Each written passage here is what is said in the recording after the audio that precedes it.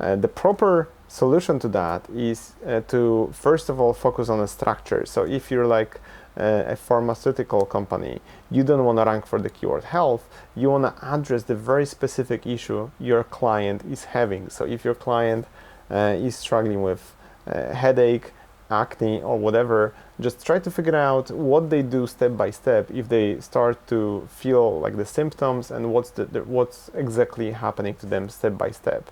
You need some informational content like, okay, like 10 ways to fight headache, probably a terrible article idea, but you know where I'm getting with that. And then start to think, okay, what exactly are they struggling with? This way, if you build a whole website structure, information architecture based on that research, you will definitely see that your traffic is monetizing very well, but you're also communicating with your clients.